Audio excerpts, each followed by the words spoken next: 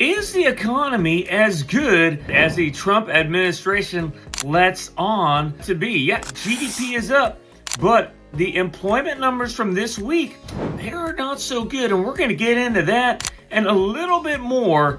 And if you're a self-employed borrower, you may feel it's impossible to buy a home, but there are a lot of different loan products that can help you. And we're going to talk about that as well. So let's get into the housing market update.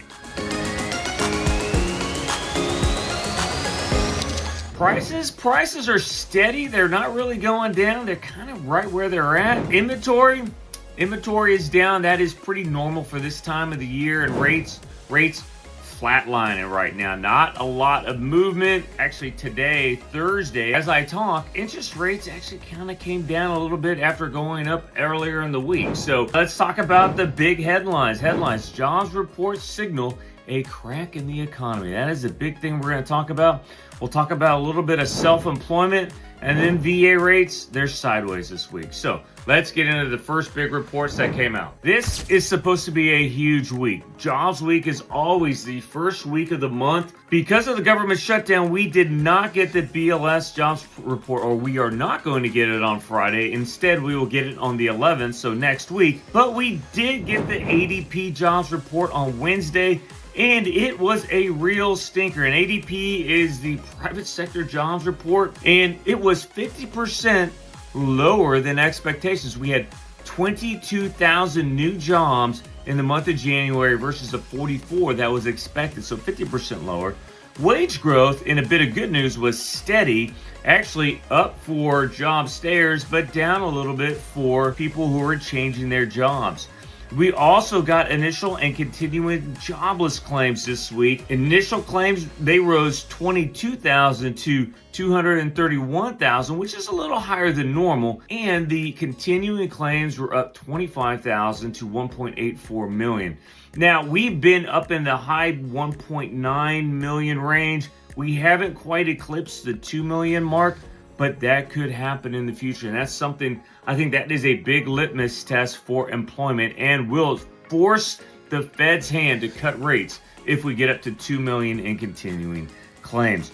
We also had another jobs report come out, the Charter jobs report, and it showed over 108,000 job cuts in January, which is triple the amount that we had in December. And it was the highest level since 2009 when we had the Great Recession. Staying on the jobs, we had the JOLTS report, the Job Opening Labor Turnover Survey, and it showed a huge drop this week. 6.5 million job openings, which was lower than the 7.2 million expected. And if you look at this chart, all we are seeing is a steady decline in job opportunities across the country. And again, as I said, the BLS jobs report, which was supposed to come out on Friday, we will get that on the 11th. And, the new Fed chair, he's seeing these numbers, and he is all on board the train. You call it the Trump train, whatever you want to call it. But he is definitely thinking and saying the Fed needs to cut the Fed funds rate when they meet again in March. Self-employed and want to buy a home, you're not alone. And yes, it can be done. A lot of self-employed buyers assume buying a home is harder for them or that they won't qualify at all. That's not true, but the process is different. The problem, most of the frustration comes from not knowing what lenders look for when your income doesn't come from a W-2. Income is about consistency, not just amount. Typically, 2 years of self-employed income is required. Lenders look for stability, not perfection, and your tax returns matter a lot. Write-offs can lower your qualifying income, and what helps at tax time can hurt at approval time. The documentation takes longer.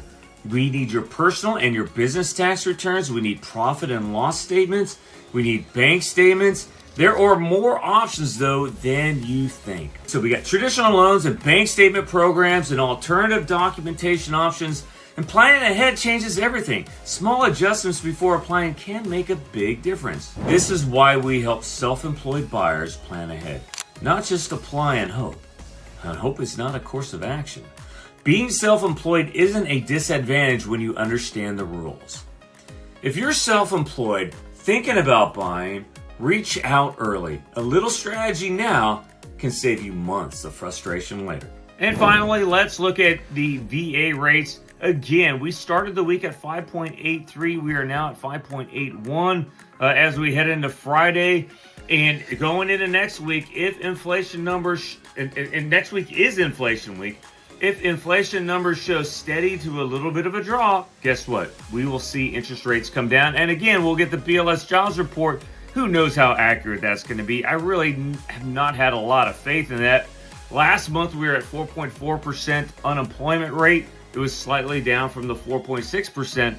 But will it go up again, or will it continue its upward rise? We'll find out. We'll see on the 11th. That's all we got for you this week. You have a great weekend, great Super Bowl weekend. Let me know down below in your comments, who do you think is going to win? We got Seahawks fans or we got Patriot fans? I know on the islands, got a lot of Seahawks fans. All right, we'll talk to you later. Aloha.